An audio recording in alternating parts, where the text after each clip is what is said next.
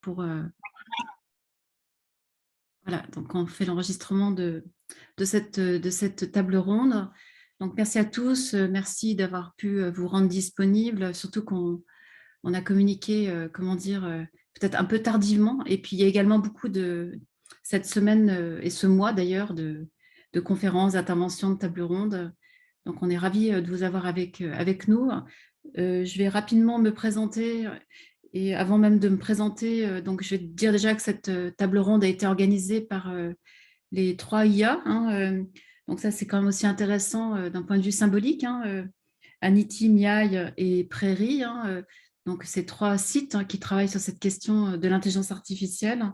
Et quasi à Côte d'Azur, les 4 ainsi. Tout à fait. Et voilà, exactement, qui en plus est le porteur même de cette soirée. Et donc, moi, je représente Miaille, et en particulier une des chaires de Miaille qui est sur l'éthique et l'intelligence artificielle. Donc, vraiment, c'est symboliquement intéressant qu'on arrive à tous être ensemble. Donc, qui suis-je? Donc, je suis Fabienne Martin-Juchat. Donc, je travaille sur cette question des usages des technologies depuis bien une trentaine d'années. Et c'est marrant comme l'histoire se répète, parce que j'avais au début commencé une thèse sur tout ce qui était computer linguistics, parce que j'ai fait une thèse en sciences du langage sur le traitement automatique des langues. Et ensuite, justement, j'ai dévié vers l'anthropologie des techniques en me rendant compte justement que les déterminants ou les déterminations au moment de la programmation, c'était rien par rapport à la question de l'intégration sociale ou de l'usage social, l'appropriation. Donc, j'ai quitté le traitement automatique des langues et les questions de programmation pour m'intéresser plutôt à cette question de qu'est-ce qui fait sens dans une société, dans la relation aux technologies. Et ce sujet du genre aussi m'intéresse depuis bien une vingtaine d'années sur les usages genrés de la technologie, puisque j'ai la chance aussi de diriger une thèse donc, avec Thierry Vénissier qui est dans la salle sur justement les biais de programmation et sur la question des inégalités de genre dans le domaine du machine learning appliqué au gaming, tout ce qui est jeux vidéo. Donc, intéressé à ce sujet sur différents niveaux. Donc, ce soir, rien que la formulation de la table ronde a été l'objet d'un débat entre nous, puisque c'est vrai que la formulation du débat pose déjà question ou est problématique. C'est peut-on réduire à la fois les biais et ou les inégalités, parce que justement, on verra bien qu'en programmation, on parle plutôt de biais, et au niveau social, on parle plutôt d'inégalités, comme si finalement c'était la même chose. Et c'est bien cette question qui nous occupe, celle du continuum, entre d'un côté la réduction qu'on appelle biais en programmation, mais qui aurait un impact au niveau sociétal en termes de réduction des inégalités. Donc en tout cas, sur cette question de l'intelligence artificielle, la question qui nous occupe ce soir, c'est au niveau de la programmation des IA, peut-on avoir un rôle, un impact, un effet, une influence, ou en tout cas au niveau de la programmation en traitement automatique des langues, ce qui se passe dans cet instant de la conception peut-il justement avoir des conséquences sur la manière dont ces algorithmes seront utilisés dans la société? Alors, comment la soirée va s'organiser de la façon suivante. Je vais rapidement faire une introduction, mais très courte, pour un peu lancer le débat. Et puis ensuite, les intervenantes interviendront pendant 10 minutes. Ce que je vous propose, c'est que vous gardez vos temps de questions et vous les mettez dans le chat. On récoltera les questions à la fin. Donc, il y aura les 3 interventions de 10 minutes. Et ensuite, j'animerai le débat. Vous pourrez, dans un premier temps, poser des questions à chaque intervenante. Et puis après, j'espère qu'on aura un temps de débat plus global autour non seulement des interventions, mais au-delà des interventions par rapport aux travaux que vous menez chacun dans vos laboratoires ou pas d'ailleurs, parce que évidemment, je ne sais pas, dans l'Assemblée, je suppose qu'il y a différents types de représentants de différentes communautés. Donc, la première qui interviendra, ça sera Fanny Jourdan de l'ANITI, donc de 17h15, donc ça va être un peu plus, 17h20, 17h30. Donc, elle est vraiment sur cette question de la détection et de la correction des biais dans les algorithmes de traitement automatique du langage. Ensuite, on entendra Rachel, alors c'est Bodon, parce que je ne sais pas comment ça se prononce le nom. Oui, c'est à peu près ça, c'est Boden. Bodon, ok. Donc, qui vient de Prairie, hein, sur son intervention, c'est traitement automatique des langues et la question en fait de la variété des langages dans les réseaux sociaux, hein, autour encore une fois du TAL. Et puis ensuite Serena Villata, donc du 3IA de Côte d'Azur, qui interviendra sur justement, peut-être Serena va ouvrir la discussion sur justement les corrélations qu'on peut faire entre des enjeux de programmation de d'IA et comment l'IA peut lutter contre le cyberharcèlement. Donc là, c'est intéressant parce que là, on intègre directement des problématiques sociétales. Hein, donc, c'est vraiment du traitement automatique, la question des biais au moment de la programmation et ensuite comment justement des IA peuvent nous aider. Hein, elle nous racontera tout cela, Serena, sur cette question du cyberharcèlement. Alors, c'est vrai que ces 3 interventions vont être l'occasion d'ouvrir des questionnements. Hein. C'est vrai que le sujet est tellement riche et dense qu'on ne pourra pas tout traiter en 1h30, mais on espère qu'à l'occasion de ces interventions, on aura des belles réflexions.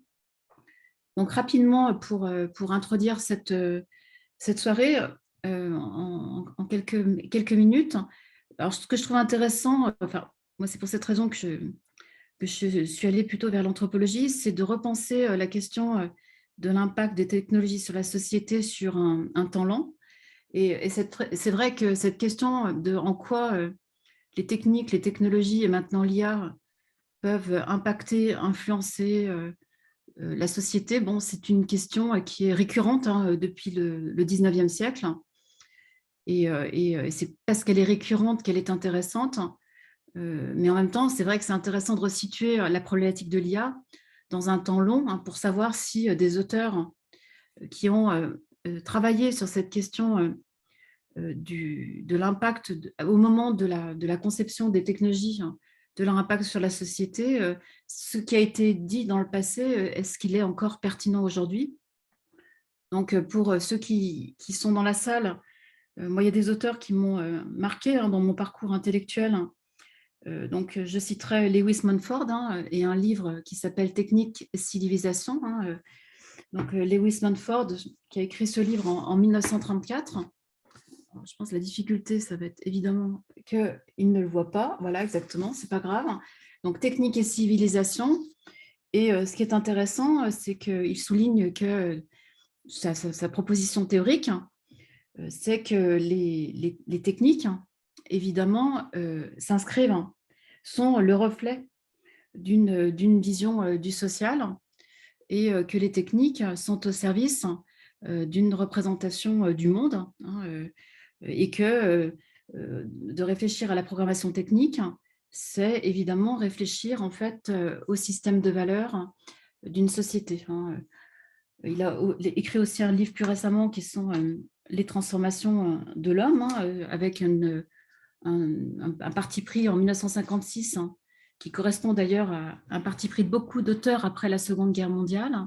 On peut citer aussi Simondon ou également Jacques Ellul, en disant en effet que l'ontologie technique, hein, le mode d'existence des objets techniques, sont révélateurs de la société. Hein. Donc cette question des technologies qui révèlent les sociétés, qui révèlent les civilisations, qui révèlent ce que nous sommes en termes de société, je crois que c'est particulièrement d'actualité avec l'intelligence artificielle, parce que finalement, cette polémique autour de la réduction ou de l'augmentation des inégalités, c'est à partir du moment où on s'est rendu compte que les IA nous renvoyaient en fait une image d'une société raciste, inégalitaire, et en tout cas inégalitaire au sens, dans tous les sens du terme, pas simplement les problématiques d'inégalité de genre. Et c'est justement assez, comment dire, intéressant parce que c'est symptomatique de ce que disaient les auteurs du début du XXe siècle, en disant que finalement, les objets techniques, les technologies sont le reflet de notre société. Donc finalement, récemment, c'est vrai qu'on se rend compte avec ces petites anecdotes qu'on trouve sur le net, hein, des IA qui apparaissent comme racistes ou comment dire, sexistes, hein, finalement, elles ne font que révéler notre société.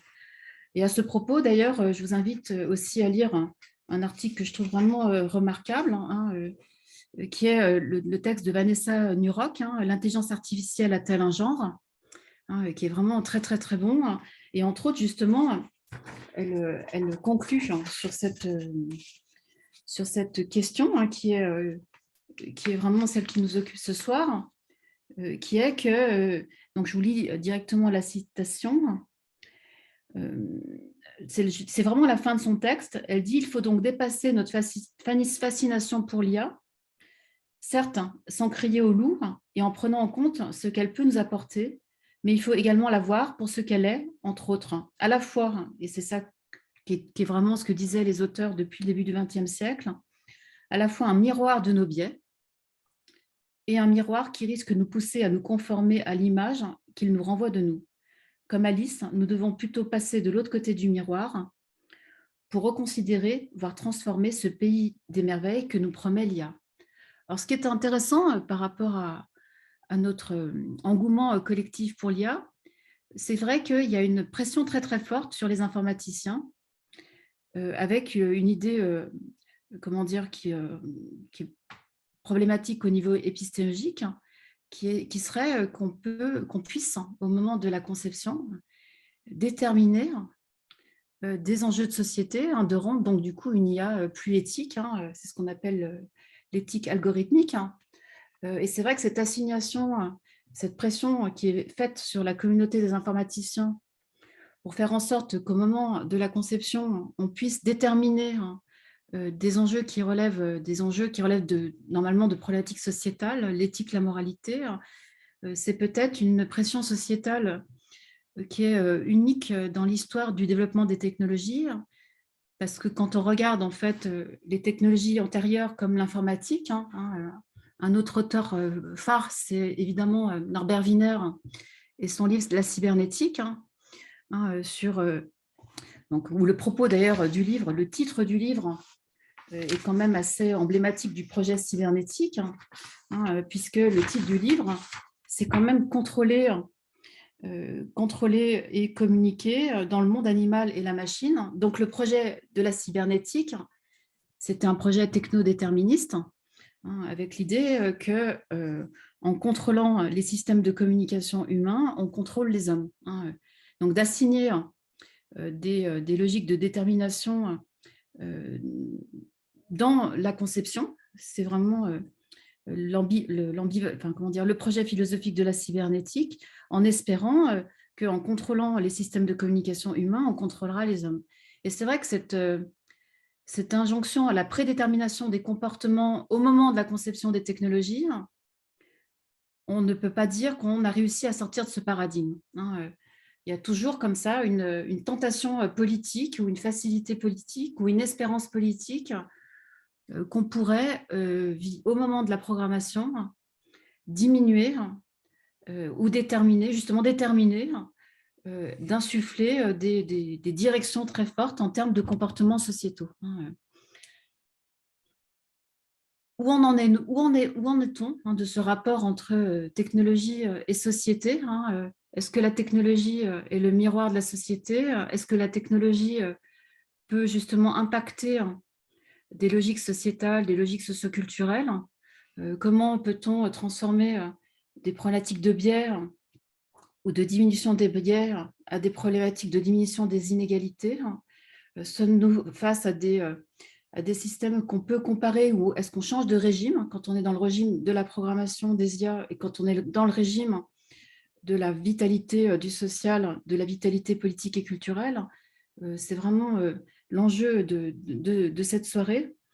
Voilà, donc je pense que je vais m'en arrêter là pour ouvrir le débat. Donc on va commencer d'abord par rentrer dans la machine de la programmation pour voir où on en est au niveau des innovations en traitement automatique des langues, pour voir déjà ce qu'il est possible de faire sur cette question des biais.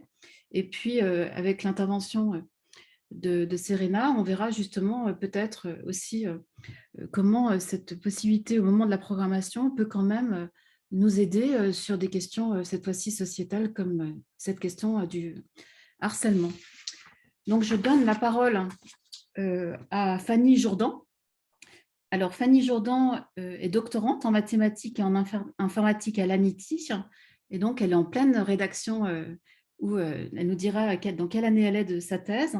Et sa thèse porte sur la détection et la correction des biais, justement, et des biais sexistes dans les algorithmes de Natural Language Processing.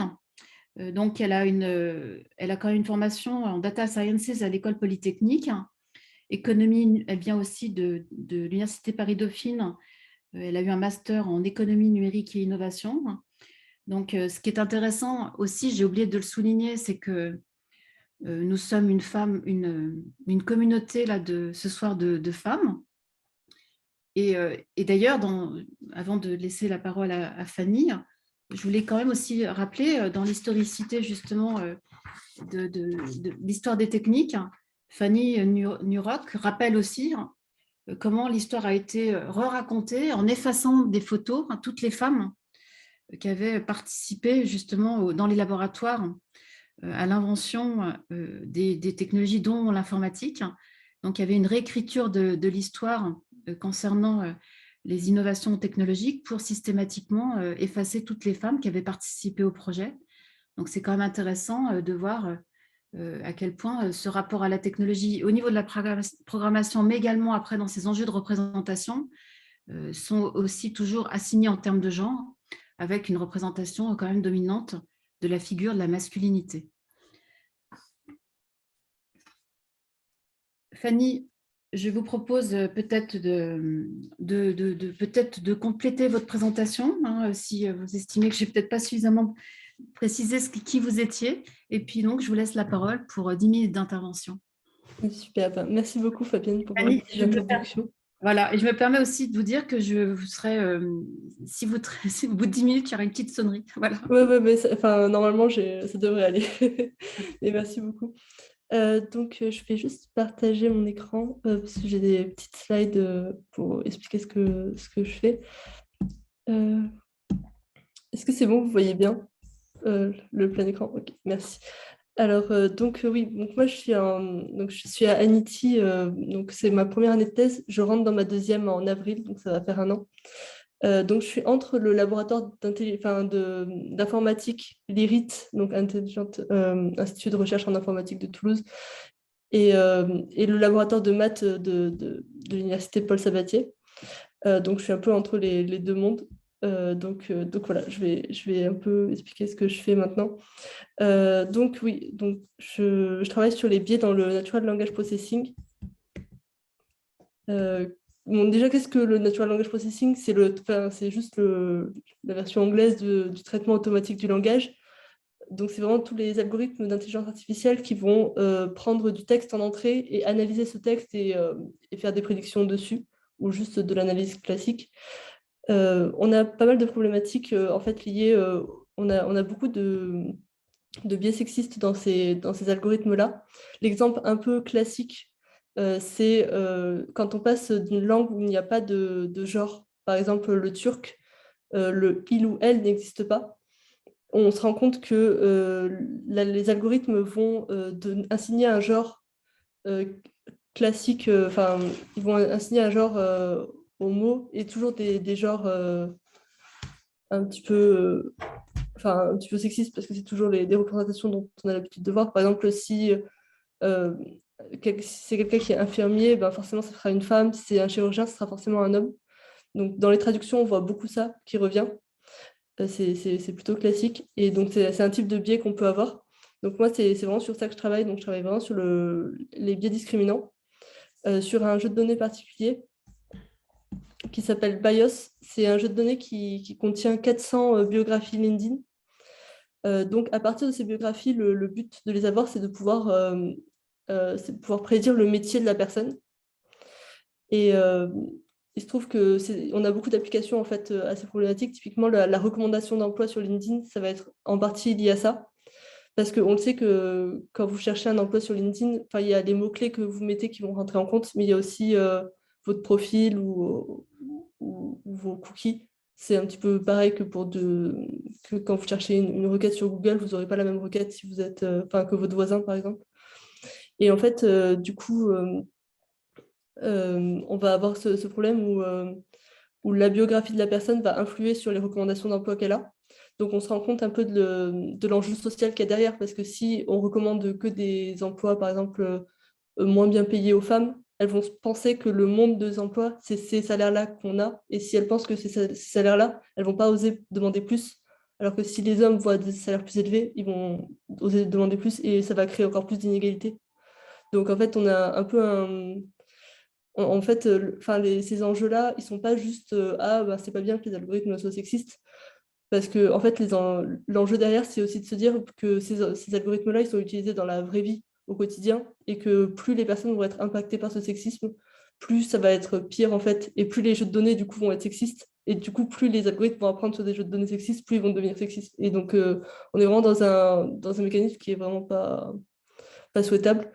Donc là, pour l'illustrer, je travaille donc sur ce jeu de données et j'utilise des algorithmes classiques utilisés en traitement du langage pour prédire les métiers associés aux personnes en se basant uniquement sur la biographie de la personne. Et donc voilà, donc c'est ce que je fais en premier. Donc c'est voilà, je prédis les métiers à partir de biographies LinkedIn, comme on peut voir sur l'exemple.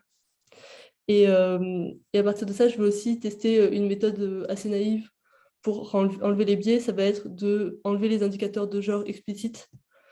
Donc ça, c'est une méthode que tout le monde connaît un peu et c'est un peu la méthode naturelle où on se dit ah ben on veut plus qu'il y ait de biais sexistes. Donc on va enlever tout ce qui relève du genre. Donc on enlève voilà, she, her, him, Mrs, etc. Et donc on se dit que si on enlève ça et tous les prénoms aussi, l'algorithme il ne pourra pas voir en gros, que l'algorithme ne pourra pas voir que la personne est une femme ou un homme et du coup il ne pourra pas être discriminant. C'est un peu l'idée qu'on a. Donc c'est ce qu'on va regarder. Donc voilà, par exemple, le texte que j'ai, si j'ai une biographie de ce style, avec he is also one, etc., j'ai plus que is also one. Voilà. Donc vraiment, j'enlève tous les indicateurs de genre explicites. Et je me dis, bon, bah, normalement, si on fait ça, on ne devrait plus avoir de problème, on devrait plus avoir de biais sexistes. Enfin, c'est un peu l'idée qu'on en a. Sauf que, bon, je ne vais pas rentrer dans les détails des mesures, mais on a énormément de mesures pour montrer qu'un algorithme est discriminant ou pas, assez classique, que j'explique pas là, parce que c'est technique un peu pour rien, entre guillemets. Donc, juste, je le dis, c'est que, en fait, réduire ces biais-là, ça réduit un petit peu le biais. Donc, on a moins de biais sexistes, mais on en a quand même, en fait. Ça n'enlève pas tout. Et donc, là, c'est ce qu'on sait déjà un peu dans la littérature. Et moi, mon travail, ça va être de dire pourquoi on a ces biais-là. Donc là, par exemple, j'ai pris pour illustrer un jeu de données où dans ma base de données, j'ai gardé uniquement les lignes avec les personnes qui sont chirurgiens et les personnes qui sont infirmiers. Donc, finalement, là, ma prédiction, elle ne va pas être sur tous les métiers, parce que j'en ai 26, ça va être juste binaire, soit chirurgien, soit infirmier. Et je regarde un petit peu les relatives futures importantes, ça veut dire un peu les mots dont se sert vraiment l'algorithme pour prédire le genre.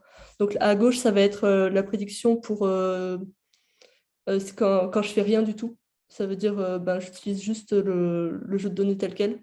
Donc là, on se rend compte que on a des trucs assez classiques, donc nursing, nurse, docteur. On est content de les avoir parce qu'on se dit c'est quand même les trucs importants qu'il doit regarder pour prédire le métier. Mais on regarde aussi qu'il y a aussi monsieur et madame. Donc on voit que finalement, l'algorithme utilise le genre pour prédire le métier. Donc là, on en a une preuve un peu claire. Et donc, quand on enlève le genre, les pronoms monsieur, madame ne vont pas apparaître parce qu'ils ont disparu de notre jeu de données. Mais on se rend compte qu'on a d'autres choses sur lesquelles l'algorithme joue. Par exemple, il va prendre wife ou husband, donc la femme ou l'homme, enfin le mari. Et donc, on se rend compte que l'algorithme arrive à contourner et trouver quand même des indicateurs de genre.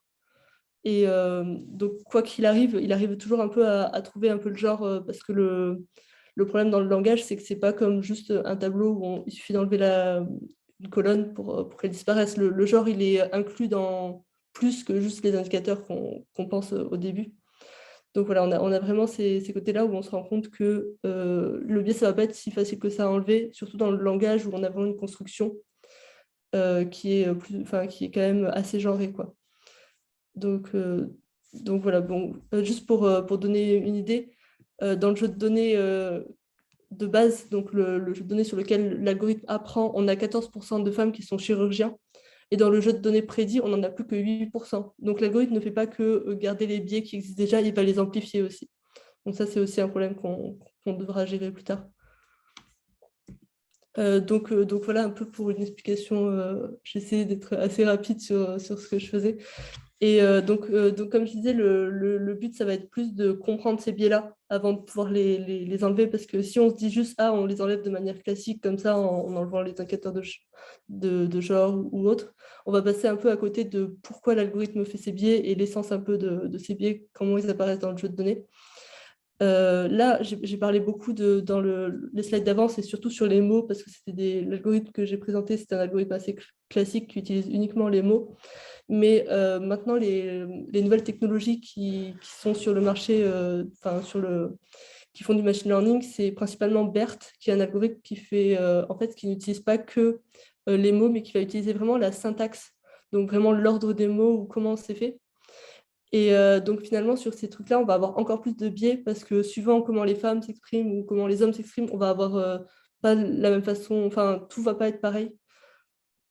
Donc, on se retrouve dans des algos un peu plus poussés à se dire, bon, ben, ok, on peut essayer de traiter les mots et enlever les mots qui ne font pas, mais si la structure de la phrase est déjà genrée, alors là, on retrouve sur un autre niveau qui est un peu plus complexe. Donc ça va être un peu mes travaux futurs sur ma thèse.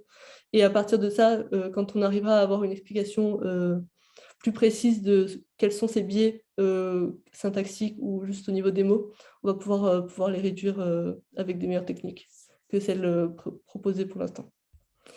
Donc voilà, j'ai essayé d'être assez rapide. J'espère que c'est clair. C'est remarquable, là, c'est même pas 10 minutes. Donc peut-être, moi, ce qui m'intéresserait, c'est que vous redonniez les éléments d'introduction. Dans quel contexte, en fait, ces algorithmes sont utilisés? Vous êtes allé très, très vite sur le début, c'est-à-dire en termes de recherche d'emploi. Peut-être Ouais. pour qu'on comprenne aujourd'hui actuellement qui utilise ces algorithmes et le fait qu'il y ait une augmentation des biais, voilà, de repréciser en fait le contexte. Ouais, ça marche. Donc là, les algorithmes, donc les biographies que j'utilise, c'est sur LinkedIn. Donc pour ceux qui ne connaissent pas LinkedIn, c'est un réseau social comme Facebook, mais exprès pour trouver de l'emploi. Donc sur ce réseau social, il y a le côté page, présentation, etc. Et il y a le côté où il y a vraiment des offres proposées, des postes. Enfin, en gros, toutes les entreprises mettent un peu les postes qu'ils veulent et les gens postulent via LinkedIn. Et en fait, quand on cherche quand on cherche du travail, par exemple, on va mettre notre biographie sur LinkedIn, on va donner des informations sur notre travail, sur ce qu'on a fait, sur nos études, etc. Et on va essayer de chercher du travail sur LinkedIn en cherchant des mots-clés, en tapant un peu ce qui nous intéresse, nous. Par exemple, moi, je chercherais data scientist ou quelque chose comme ça, si je voulais trouver du travail dans ce domaine. Et donc, l'algorithme, quand il nous donne des recommandations d'emploi à partir de ces mots-clés, il ne va pas utiliser que les mots-clés qu'on donne, il va aussi utiliser notre biographie ou nos informations pour essayer de coller un maximum et de trouver les emplois les plus proches de ce qu'on recherche. Donc ça, c'est vraiment le but premier.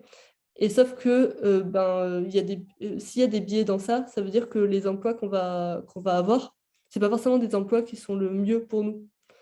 Ça veut dire que l'algorithme ne va pas seulement utiliser notre compétence, mais il va aussi utiliser notre genre pour déterminer les emplois dont on a besoin. Par exemple, là, j'ai pris l'exemple de chirurgien infirmier. Bon, ça ne marche pas trop parce que ce n'est pas forcément sur ces plateformes-là qu'on a... Enfin, c'est pas forcément sur LinkedIn qu'on trouve du travail quand on est chirurgien, mais en soi, dans l'idéal, pour l'explication, une femme chirurgien, elle va vouloir chercher du travail dans ce domaine-là. Et elle risque de tomber plus sur des offres d'infirmières que de chirurgiens, juste parce que c'est une femme. Donc là, on a un problème, quoi. Par exemple, moi, en tant que femme qui fait de l'informatique, si je cherchais des emplois, j'ai des chances de trouver du travail plus en marketing ou en web digital ou des trucs comme ça, parce que c'est plus adapté, vu que je suis une femme, ce serait plus adapté à mon profil, entre guillemets, même si j'ai des études de maths. Donc c'est un peu ces trucs-là qu'on essaie d'éviter. Et c'est ces biais-là qui vont en plus engendrer de plus en plus de biais. Parce que si les femmes dans ce domaine-là pensent qu'elles ne peuvent pas vraiment trouver d'emploi ou qu'elles ont l'impression que le domaine est un peu bouché ou quoi, elles risquent de plus oser travailler dans ces domaines-là. Et ça va créer encore plus de biais parce qu'il y en aura de moins en moins. Et moins il y a de femmes dans ce domaine, plus l'algorithme va décider qu'il ne faut pas leur recommander ces emplois-là parce que si elle le recommande, c'est pas un bon score pour lui et ça va être un peu un cercle vicieux, quoi. Donc on va avoir de plus en plus on va avoir des recommandations de plus en plus sexistes si on laisse faire ça. Ok, merci. Bon, merci pour ce complément d'information. Donc, ce que je vous propose, c'est vraiment de commencer à poser des questions dans le chat et on les collectera à la fin. Hein. Donc, n'hésitez pas, là, dès maintenant, à mettre dans le chat vos remarques, suggestions, et puis je les collecterai au moment du débat. Donc, maintenant, je vais transmettre la parole à Rachel Baden, voilà, excusez-moi pour l'accent, donc qui va également travailler sur cette question du traitement automatique des langues et les problématiques de biais et de variation de langue. Et on va voir justement si Rachel considère aussi que relatif à ce travail sur les biais et la question des variations, peut-elle faire des hypothèses aussi sur des problématiques autres que les variations linguistiques, même si on sait que les variations linguistiques ont aussi à faire avec les questions de genre. On n'a pas les mêmes variations en fonction des cultures et les cultures sont également genrées. Donc, on va l'entendre. Donc, Rachel est chargée de recherche à l'INRIA à Paris depuis 2020 au sein de l'équipe Almanach et de la chaire Tremplin dans l'Institut Prairie. Et elle travaille elle aussi sur le TAL et le traitement automatique. Et c'est vrai que ce qui l'intéresse dans la question du TAL, elle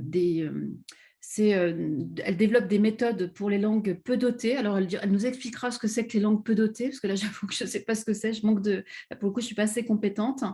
Et donc, elle essaie de rendre des modèles plus robustes à cette analyse, je suppose, de la variation linguistique et sur des textes en particulier qu'elle appelle non standards. Donc, entre autres, aussi les réseaux sociaux. Hein. Donc, il y aura peut-être un échange intéressant entre ce que Fanny et Rachel développent en recherche, puisque toutes les deux ont comme corpus les réseaux sociaux. Voilà, donc Rachel, c'est à vous également en 10 minutes, et puis complétez si ce que j'ai dit en présentation est incomplet. Parfait, merci beaucoup, Fabienne. Est-ce que vous voyez tous mon écran? Oui, c'est parfait. Donc, bonjour à tous, je suis Rachel Gordon ou Rachel Gordon et je suis membre de l'équipe Almanach qui est spécialiste dans le traitement automatique des langues, mais aussi les humanités numériques. Et moi-même, je suis spécialiste de la traduction automatique. Donc, avant de parler de variation des réseaux sociaux, je ferai juste un petit rappel sur ce qu'on fait en TAL aujourd'hui. Donc, ça va rejoindre certaines choses qu'a dit Fanny. Le TAL aujourd'hui est, je dirais, dominé par les réseaux de neurones qui ont apporté des gains de performance considérables pour beaucoup de tâches, mais grâce notamment au fait que les mots sont représentés par des représentations continues plutôt que les unités discrètes. Et on voit de plus en plus une tendance à aller vers une architecture plus universelle pour beaucoup de tâches. Cette architecture sequence to sequence, qui consiste à prendre en entrée une séquence de mots et les transformer pour produire une autre séquence de mots.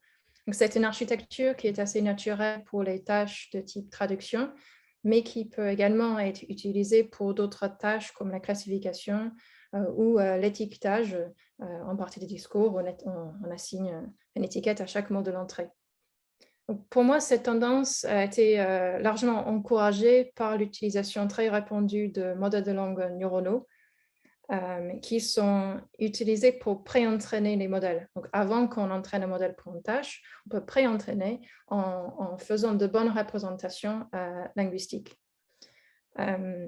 Et c'est assez commode de pouvoir utiliser le même modèle pour toutes les tâches, ce qui explique pourquoi cette même architecture devient plus répandue. Les modèles de langue neuronaux sont entraînés sur une grande quantité de données brutes, ce qui permet de voir beaucoup de textes, beaucoup de mots. Et la tâche souvent utilisée est une tâche dite Masked Language Modeling. C'est notamment le cas de Berthe, qui consiste à prendre une phrase et masquer des mots aléatoirement et apprendre au modèle à prédire quels sont les mots masqués. Donc, étant donné la phrase « le chercheur fait des importantes », on s'attend à ce que le modèle puisse faire des prédictions comme « recherche avancée découverte ». Il est obligé d'utiliser le contexte linguistique de ces mots masqués pour faire ça. Ce qui fait de bonnes représentations, ce qui nous donne des gains lorsqu'on continue l'entraînement de ces modèles sur une tâche spécifique. Les difficultés et défis aujourd'hui, pour moi, sont principalement liés au fait que les modèles soient dépendants des données d'entraînement. Ils ont donc du mal à produire de bonnes représentations pour les mots qui sont rares ou qui n'ont pas encore été vus dans les données d'entraînement, que ce soit les données brutes utilisées pour les modèles de langue ou les données annotées qui sont utilisées pour entraîner sur une tâche spécifique. Donc, c'est un cas, c'est un énorme problème pour tous les textes, mais notamment pour les langues ou les scénarios qui sont, on dit, peu dotés. Ça veut dire qu'il y a peu de ressources disponibles parce qu'on a faible couverture, par exemple lexicale ou même des structures de la langue. La plupart des langues du monde sont peu dotées, contrairement à l'anglais ou le français, par exemple. Et puis, il y a un deuxième problème qui a déjà été mentionné, c'est le problème du biais, que les modèles reflètent les biais qui sont présents dans les données d'entraînement, voire les exagèrent. Et en fait, c'est entre guillemets normal qu'il fasse ça parce que le modèle essaie simplement d'avoir la meilleure performance sur les données d'entraînement en essayant de maximiser les probabilités de ces données. Et dans certains cas, ça marche très bien. Par exemple, il essaie de trouver le mot plus probable étant donné un contexte. On est très content, par exemple, quand il prédit recherche, dans l'exemple que j'ai montré précédemment. Mais ça peut évidemment poser des problèmes pour l'utilisation réelle lorsque ça fait exagérer ou refléter les biais sociétaux. Donc, voici un exemple très, très similaire à la présentation précédente en traduction. Cette fois-ci, anglais-français, où cette fois-ci, le modèle est obligé de prédire la traduction de My Friend en français. Il est obligé de choisir entre le masculin et le féminin. Et ce qui est assez, comme on a vu dans les données, il y a plus de médecins hommes que de médecins femmes, etc. Et donc, il prédit ces traductions-là en disant que le médecin est un homme et l'infirmière est une femme. Donc ça, c'est évidemment un problème si on veut utiliser ces modèles. Un de nos défis principaux à Almanac, c'est de pouvoir gérer la variation linguistique et de pouvoir fournir des outils pour tout type de texte. Donc, quand on parle de la variation linguistique, on a des formes de textes très différentes qui parlent de choses différentes et dans des genres, de domaines différents. Mais aussi, on a la variation dans le temps. On a des textes qui sont produits à des époques différentes. On a un projet en ce moment qui traite le français moderne, qui n'est pas le français contemporain, c'est le français du XVIIe siècle, et qui ressemble beaucoup au français contemporain, mais avec un peu de variation, notamment graphique et typographique. Et puis, on a la variation qui existe dans l'état d'une langue donnée. Par exemple, il y a beaucoup de différences entre les textes édités, comme ceux qu'on trouve sur Wikipédia, et les textes qu'on trouve sur les réseaux sociaux. Et ça, c'est un énorme point d'intérêt pour notre équipe, les réseaux sociaux et les problèmes que ça peut créer pour nous. En liant ça au défi que j'ai mentionné juste avant sur les mots qui sont rares et non connus. Sur les réseaux sociaux, on rencontre beaucoup de mots qui sont non connus pour nos modèles parce que ce sont peut-être de nouveaux mots, par exemple des néologismes où il y a des nombres de personnes qui n'ont jamais été vues. Mais il y a aussi un certain nombre de phénomènes qui sont très difficiles à traiter, qui sont très particuliers de ces textes produits par les utilisateurs, tels que l'expressivité, lorsqu'on répète des caractères dans des mots. Un exemple de ça, c'est le mot yes, ici à gauche, qui est pour nous très clairement le mot yes, mais qui ne serait pas reconnu tel quel comme ça par le modèle. Et en plus, c'est un phénomène qui est très productif parce qu'on peut avoir autant de E, autant de Y, autant de S qu'on veut. Au contraire, on a des phénomènes de contraction aussi, dont le but est de gagner le plus de place ou plus de temps. Par exemple, la dévocalisation, où on enlève les voyelles d'un mot, ou l'utilisation d'acronymes qui est très fréquent sur les réseaux sociaux. Nous avons aussi les problèmes d'erreurs de frappe et les erreurs d'autocorrect aussi, qui sont assez intéressants à traiter parce que l'autocorrection va remplacer un mot par un mot qui est en fait connu, mais juste pas le bon mot. Donc, ce n'est pas exactement le même problème. Et ensuite, on a aussi le cas intéressant de mélange de langues dans un seul texte ou même dans une même phrase lorsqu'on parle de code switching ou emprunt lexical depuis d'autres langues. Donc, ça pose plein de problèmes intéressants sur ce niveau-là. Alors, pourquoi est-ce qu'il est important de savoir traiter ce type de texte, à part le fait que ce soit très intéressant pour nous du côté de la recherche? Alors, de mon point de vue, l'analyse de ces textes est un enjeu plus important que la génération, même si ce serait assez drôle de pouvoir générer des textes qui ressemblent à ce qu'on voit sur les réseaux sociaux. Il est très important de fournir des analyses exactes pour tous les types de textes produits par toutes les personnes, quelle que soit leur culture, leur dialecte, leur langue, leur sociolex. Et c'est important de ne pas mal interpréter aussi ce qui est dit. Si on utilise un modèle standard, par exemple, entraîné sur les textes standards, pour des textes qui varient de ce langage-là. Un exemple de ça est l'utilisation de certains termes qui sont considérés comme vulgaires ou négatifs par la norme standard, mais qui font partie de notre sociolecte et c'est juste un élément normal. À droite, j'ai un exemple de ça avec his ass, qui est ici utilisé comme remplacement de juste he. Et il y a un papier intéressant qui date de 2006 sur l'utilisation de mot ass comme pronom universel. Et ça peut remplacer tous les pronoms dans beaucoup de circonstances. Et ce texte n'est pas du tout vulgaire, mais il pourrait être considéré comme vulgaire par un modèle qui sont entraînés sur des textes standards. Donc, il faut savoir adapter à ces différents types de textes. Et donc, il s'agit de pouvoir fournir des outils qui ont un traitement égalitaire pour tout le monde. Et si on ne le fait pas, ça peut avoir des conséquences assez importantes. Par exemple, en cas d'un désastre, on voit que des gens vont souvent sur les réseaux sociaux pour faire des appels à l'aide. Ils écrivent très différemment ces textes, comme tous les messages sur les réseaux sociaux. Et il serait vraiment dommage et navrant de seulement pouvoir aider les personnes qui écrivent dans un langage plus édité, plus standard, sans faute d'orthographe. Donc, on parle de traitement égalitaire, mais pour moi, ça veut pas dire que nous avons forcément des préjugés contre ces personnes si on n'arrive pas à fournir d'outils qui sont aussi performants pour ces types de langages variés que pour les textes standards. Parce qu'objectivement, ces types de langages qui ont ces phénomènes très productifs sont difficiles à traiter. Donc, il est entre guillemets normal qu'on sache traiter mieux les textes standards que les autres textes. Ça ne veut pas dire qu'on ne devrait pas essayer de faire mieux.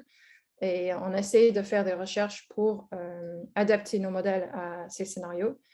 Ces scénarios aussi qui ont souvent peu de données d'entraînement. Donc, on peut faire plusieurs choses, y compris recueillir plus de données, adapter nos modèles, et essayer de faire des représentations de mots qui sachent généraliser, ignorer les fautes d'orthographe ou les marques d'expressivité, etc. Donc, nous avons beaucoup de recherches intéressantes à faire dans ce domaine-là. Et voilà, c'était très bref, mais c'est la fin de ma présentation. Merci Rachel. Bah, écoutez, vous êtes vraiment parfaite, hein, parce qu'à chaque fois, c'est vraiment 10 minutes. Hein. Je suis impressionnée par la gestion de votre temps et là aussi en termes de stéréotypes genrés. Hein, là, pour le coup, je pense qu'on peut dire que c'est un stéréotype qui est complètement dépassé, hein, vu votre capacité à gérer le temps. Donc, par contre, je vois qu'il n'y a aucune, pour l'instant, question ou complément de demande de renseignement dans le chat. Donc, n'hésitez pas. Là, je vois qu'il n'y a personne pour l'instant. Personne ne dit rien. Donc, on verra ça tout à l'heure, je lancerai le débat.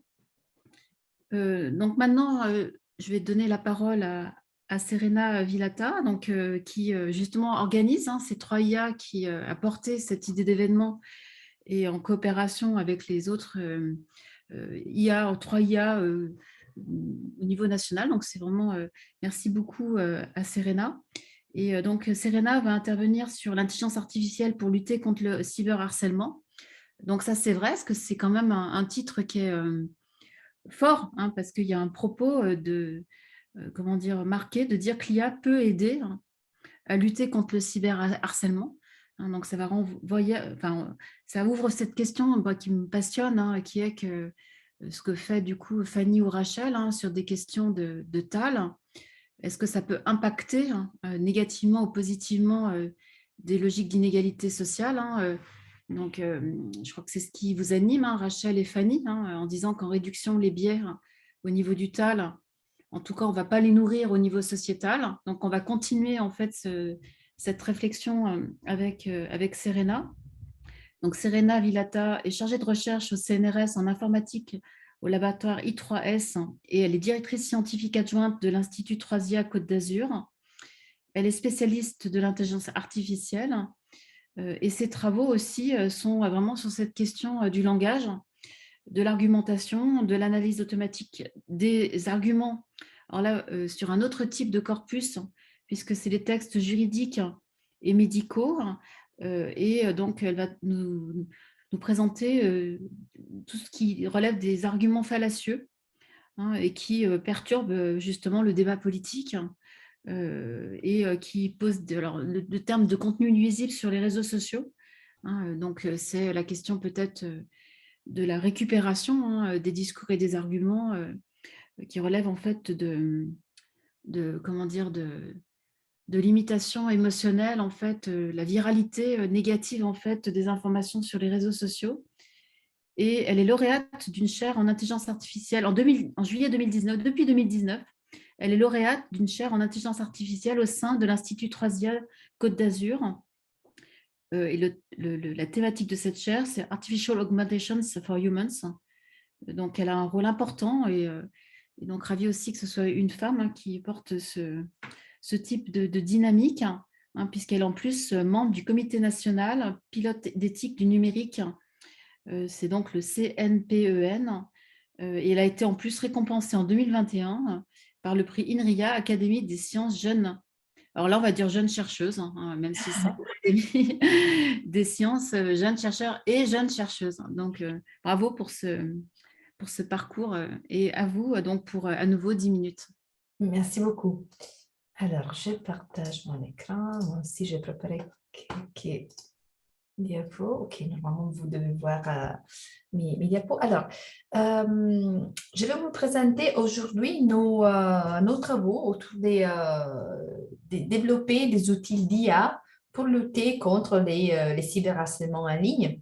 Alors déjà, je commence avec une clause de responsabilité, c'est-à-dire il y aura bien sûr du contenu nuisible qui disons, ne reflète pas mes opinions, bien sûr. Alors, pourquoi il faut faire de la détection automatique du discours de haine? Parce que c'est une question qui nous est posée souvent. Tout le monde voit qu'on a énormément de messages haineux qui sont échangés sur les réseaux sociaux chaque jour.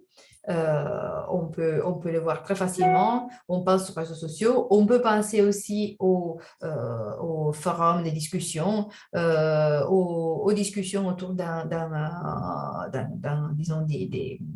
article publié dans la presse. Il y a énormément de situations où on peut voir du contenu haineux, du discours, ce qu'on appelle abusif. Du coup, là, nous, on propose une solution qui est, disons, automatique pour détecter ce type de contenu. Mais bien sûr, on peut se poser la question et se dire, mais pourquoi on ne peut pas juste, disons, reposer sur une vérification humaine? Pourquoi cette vérification humaine n'est pas suffisante? Mais tout simplement, on n'arrivera pas à passer à l'échelle. C'est-à-dire, les nombres de messages qui sont échangés chaque jour sur les réseaux sociaux le nombre de messages haineux, en fait, est trop vaste pour être, disons, pour avoir quelqu'un qui, à la main, va vérifier tous ces messages. En plus, il y a une autre problématique aussi, des faits qui est bien sûr, là je vous conseille de lire si vous êtes intéressé les bouquins de Sarah Roberts sur ce sujet. Les travails des modérateurs du contenu en ligne n'est pas un travail super, disons, enrichissant pour les humains non plus. C'est-à-dire, c'est des personnes qui vont lire énormément de messages avec du contenu fort et pas tout à fait, disons, positif. Et ça peut impacter aussi, ça peut avoir des conséquences psychologiques sur ces personnes. Du coup, en général, c'est bien si on arrive à concevoir d'utile d'IA et, pour ce qui me concerne, des traitements automatiques du langage naturel pour détecter ce type de contenu tout en laissant la vérification finale aux humains. C'est-à-dire, nous, on utilise la machine, on utilise l'outil pour faire les tri, c'est-à-dire il va dire ben là c'est du message haineux, là c'est pas du message haineux, mais après quand on doit faire de la modération de ces messages, c'est-à-dire on doit décider si on va supprimer un message ou si on va, ça dépend un peu du contexte, si on va attirer l'attention de certaines autorités sur certains messages, mais là on attend, on donne à nouveau dans les mains des humains les pouvoirs de décider, bien sûr, pour éviter de violer les droits à la liberté d'expression, ce qui est par ailleurs très, très important dans ce type de modération automatique. Alors, il y a différents types de définitions. En général, le discours de haine, c'est une incitation à la violence ou à la haine qui vise à attaquer ou diminuer un groupe de personnes qui est caractérisé par l'orientation sexuelle, par exemple, la religion, la race et aussi d'autres caractéristiques. Il y en a énormément, malheureusement. Le discours d'haine a toujours un objectif spécifique, ce n'est pas des insultes en général ou des gros mots qui sont postés, mais c'est vraiment, on a une cible et on attaque cette cible. Et après, on a bien sûr la problématique toujours ouverte de l'humour. Est-ce qu'on considère l'ironie, l'humour comme du discours de haine? Là, le problème est très subtil parce que parfois, la réponse est oui, parfois la réponse est non. Du coup, là, on n'arrive pas vraiment à trancher d'une façon nette. Alors, c'est une tâche compliquée en général. Ça, il y a pas mal de défis. Nous, on est encore bien loin, en général, dans la communauté d'avoir résolu cette tâche. L'idée est d'utiliser de l'apprentissage automatique pour classer les textes comme étant dans la catégorie discours de haine ou pas. Du coup, on regarde les images, les images des phrases, on les analyse et après, on se dit, ben, cette phrase relève de la haine, du coup, pour nous, c'est dans la classe positive, ou ça ne relève pas de la haine. Du coup, c'est un message classique qui ne montre pas de danger. Bien sûr, parfois, les décisions qui sont prises peuvent être opaques, d'accord? Il peut y avoir des biais. Ça, c'est quelque chose dont mes collègues ont déjà parlé avant. On peut voir des biais parce qu'on peut voir des biais dans les données que nous, on a annotées à la main pour les donner à la machine pour faire en sorte qu'elle apprend à démêler les messages haineux des messages qui ne sont pas haineux. Du coup, dans ce type des données, par exemple, on peut avoir des biais qui sont engendrés. Une autre difficulté dans la tâche, c'est le fait que souvent, il nous faut d'avoir des sources externes et aussi des connaissances externes qui nous aident à comprendre, disons, la sémantique de la phrase et aussi dire s'il s'agit de discours de haine ou pas. Du coup, il y a, par exemple, deux difficultés qui sont les déclarations factuelles telles que les Juifs sont des porcs, d'accord? Là, c'est une déclaration factuelle qui est bien sûr un discours de haine. Mais si j'ai beaucoup de Juifs sont des avocats, là, ce n'est pas du discours de haine. Du coup, ce n'est pas évident d'apprendre à la machine que ces deux choses, porc et avocat, ont une connotation différente et donc la sémantique de la phrase est très différente. Notre cas qui est très difficile pour nous, c'est l'éloge d'un groupe qui est haineux. Du coup, c'est un éloge, genre un éloge du Ku Klux Klan. C'est une phrase tout à fait positive, la polarité de la phrase est positive, mais en fond, c'est un message de haine. Ou si on pense à une phrase comme, dans l'exemple, les nazis ont été très efficaces en ce qui concerne leur solution finale, là aussi, c'est du discours de haine. Mais il faut avoir toutes les connaissances antérieures pour savoir cela. Et pour nous, il faut les injecter dans la machine. Et c'est ça qui n'est pas tout à fait évident. Injecter toutes ces informations qu'on appelle des common sense knowledge dans la machine. Alors, le processus, c'est un processus classique. Je ne vais pas passer trop de temps dessus. Et je vais passer surtout à notre approche, qui était une approche pour concevoir un outil d'IA contre le cyberharcèlement. Alors, quand on parle de cyberharcèlement, on parle des messages de haine, du coup, un peu des exemples que je vous ai montrés, mais on parle aussi dans certains patrons, dans certaines situations qui doivent se vérifier au niveau des réseaux. C'est-à-dire, nous avons une cible, qui est la victime, et cette victime, quand on se trouve dans une situation de cyberharcèlement, c'est quelqu'un qui reçoit beaucoup de messages par ses harceleurs, mais qui répond très rarement. Mais bien sûr, ce type de patrons de situation, ce n'est pas un patron exclusif du cyberharcèlement.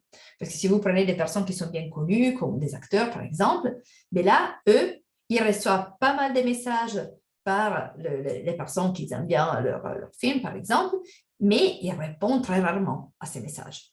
Et du coup, c'est un patron qu'il faut identifier dans les réseaux, c'est-à-dire on commence avec un réseau, ça peut être Facebook, Instagram, Twitter, on a travaillé sur tous ces messages. On regarde, on identifie les nœuds qui est la cible qui montre ces patrons, qui reçoit beaucoup de messages par d'autres nœuds, mais qui répondent très rarement. Et après, on va regarder dans les messages, dans le contenu du texte, pour savoir si ces messages, c'est un message de haine. Et si on a les deux, on a des messages de haine et on a ce type de patrons, pour nous, c'est en effet une situation du cyberharcèlement. Pour faire cette détection de la haine, on utilise aussi de la détection automatique des émotions dans les textes, notamment c'est souvent des émotions négatives. On utilise les sentiments, et du coup, c'est les messages à une polarité positive ou négative, et la stylométrie, c'est-à-dire si on peut déduire les caractéristiques de la personne qui est en train de parler avec nous. Alors, là, je vous montre un peu ce qui est notre pipeline. Du coup, on commence avec les données. On fait un pré-traitement des messages. On regarde par exemple aussi les emojis qui jouent un rôle très important parce qu'on peut voir un message qui est un message, disons, avec une polarité négative, comme ils font souvent les adolescents. Ils s'insultent, ils écrivent des messages qui sont avec une polarité négative, mais après, il y a un petit smiley à la fin, un petit souris. Et là, ça change tout. La sémantique du message change complètement. Après, on regarde aussi les hashtags. Et on regarde les contenus du message, on regarde les embeddings, on regarde les modèles de langage dont Raquel a déjà parlé. Et en utilisant un réseau de neurones, on est capable de classifier les messages comme étant haineux ou pas. Du coup, en général, ça c'est notre approche, notre travail, et c'est tout, je conclue là. Merci Serena, vous aussi, parfaitement 10 minutes. Donc, merci beaucoup d'avoir respecté le timing. Alors, donc, on va pouvoir prendre des questions. Et d'ailleurs, entre vous, vous pouvez vous poser des questions, parce que c'est quand même vous les spécialistes de traitement automatique de la langue. Alors, est-ce que... Ah, bon, donc, une question de Marjorie. Alors, Marjorie, est-ce que vous voulez directement poser votre question Ah oui, je peux peut-être effectivement intervenir. Bonjour. Ouais, voilà, c'est peut-être plus agréable. Oui. Même mettre la caméra, si vous pouvez. Ah oui, pardon. C'est encore plus agréable. Attendez, je vais... Ah oui. Voilà, maintenant tu peux marcher. Oui, bonjour. Je lance les questions. Merci, les trois présentations étaient très, très intéressantes. Je pense qu'il y a des questions communes. Bon, la première question que j'ai en tête, c'est dans vos équipes, comment c'est perçu le travail que vous faites par rapport aux autres membres de l'équipe? Quels sont les sujets? Est-ce que les sujets sont différents ou ça traite certainement un peu des choses similaires, mais est-ce qu'il y a une différence entre ce que vous traitez vous en tant que femme et les autres qui sont sur quand même ces sujets TALN, j'imagine, ou les traitements des pieds, est-ce qu'ils ont un angle d'approche différent? Ça, c'est au niveau organisationnel et par rapport à votre situation. Et ensuite, par rapport au TALN, j'ai toujours une question sur à quel point les réseaux neuronaux sont suffisants pour capter la sémantique et comment on pourrait y intégrer d'autres connaissances. Donc, par exemple, effectivement, ce que disait Serena sur capter le sens et les émotions, je pense que c'est l'extrême dans la complexité qu'on peut avoir dans la compréhension d'un texte, mais également quand Fanny parle des bios, je pense qu'il y a tout un environnement de connaissances pour interpréter comment vous le voyez, l'usage aujourd'hui de cette sémantique-là, comment ça se passe. Merci beaucoup pour. Donc, il y a deux questions. Hein. Alors, ce que je vous propose peut-être, c'est que chacune intervienne et répondre à ces deux questions, parce qu'ensuite, on a donc deux autres questions qui sont aussi très intéressantes. Donc, je vous laisse. Qui veut commencer? Peut-être dans l'ordre des présentations, Fanny, et puis après Rachel, ensuite Serena. Ouais, très bien. Donc, pour la première question, moi, du coup, je suis un peu entre deux équipes. Je suis entre le laboratoire d'informatique et le laboratoire de mathématiques. Dans le laboratoire de mathématiques, je suis dans la... Donc, je travaille vraiment sur la fairness, donc l'éthique des algorithmes. C'est un peu le cœur de l'équipe dans laquelle je suis. Donc, je travaille avec Nicolas Hacher, Jean-Michel Loubès et Laurent Risset, qui sont vraiment sur ces problématiques en particulier. Et donc, en fait, toutes les personnes avec qui je travaillent sur ces problèmes de biais algorithmiques, mais d'un point de vue plutôt mathématique. Donc, ils ont une approche très théorique. Ils n'appliquent pas vraiment à la réalité, parce que c'est vraiment plus mathématique. Et de l'autre côté, mon équipe, donc, je suis dans l'équipe Mélodie à l'IRIT, où c'est une équipe qui travaille donc, sur le Natural Language Processing en général. Donc, ils ont plein de problématiques sur le Natural Language Processing. Et moi, j'apporte le côté biais à cette équipe-là. Donc en fait, je suis vraiment entre les deux dans le sens où j'apporte le côté NLP en maths et j'apporte le côté biais et éthique en informatique, quoi. Donc en fait, je me retrouve bien dans les deux équipes. Et donc c'est assez intéressant. Bon, après, il n'y a pas énormément de filles dans mon équipe, mais je pense que c'est plus un problème général à tout le monde. Donc sur 3 directeurs de thèse, les 3 sont des hommes, mais même les doctorants avec qui je travaille sont tous des hommes. Mais en soi, ça m'empêche pas d'interagir avec eux. Et je pense que, en tout cas, à NITI, je remarque qu'il y a vraiment une bonne... il y a vraiment une bonne dynamique autour des questions de genre. Typiquement, déjà avec le comité mixité dans lequel on était avec Marjorie, où là, on voit vraiment que les questions sont prises en considération, donc c'est vraiment super intéressant. Et donc, je pense que les labos sont assez conscients, donc on n'a pas trop de problèmes à ce niveau-là. Et après, niveau sémantique, pour la deuxième question, du coup, je pense que c'est assez compliqué justement, c'est un peu l'enjeu de se dire, comment on prend en compte toutes ces façons de parler qui sont peut-être plus féminines, plus masculines ou ce genre de choses. Donc, c'est un petit peu l'enjeu. Donc, je n'ai pas de réponse toute faite sur ça. Mais justement, le fait de déjà pouvoir analyser ou regarder, dire, statistiquement, les femmes utilisent plus tel procédé de langage que les hommes, ce genre de choses. Déjà, on va pouvoir... on va pouvoir déjà le détecter. Et si on le détecte, on pourra corriger. Par exemple, faire des phrases plus neutres. Donner à l'algorithme en entrée des phrases plus neutres, ce qui permettra d'avoir moins de biais. Donc, c'est typiquement, j'avais fait un exemple dans lequel on remarquait que les femmes disaient beaucoup plus but dans leur présentation. Donc, elles ont plus tendance à se justifier. Et juste ce genre de choses, déjà, si on arrive à le détecter, parce que l'algorithme arrive à le détecter. Donc, si nous, après, on arrive à voir que l'algorithme le détecte, on va pouvoir le corriger plus facilement. Merci beaucoup, Fanny. Donc, Rachel, pareil, si vous voulez répondre à ces deux questions. Oui, alors pour la première question, notre thématique du groupe, c'est vraiment la variation dans le tal. Après, nous sommes plusieurs à travailler sur les réseaux sociaux, mais aussi les états anciens des langues. Et je ne dirais pas qu'il y a une différence parce que je suis une femme.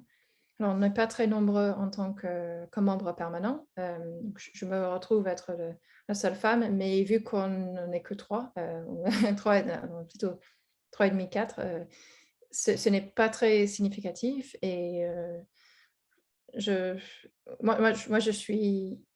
dirais en anglais, I'm a researcher. Je ne me définis pas par rapport à être femme. Je pense qu'on se définit plus par l'expérience et nos intérêts que nous avons eus dans le passé. Moi, je suis à la base linguiste. J'ai fait ma licence en linguistique et ensuite, je me suis réorientée vers l'informatique en master et puis en thèse. Donc maintenant, je me retrouve dans un institut d'informatique.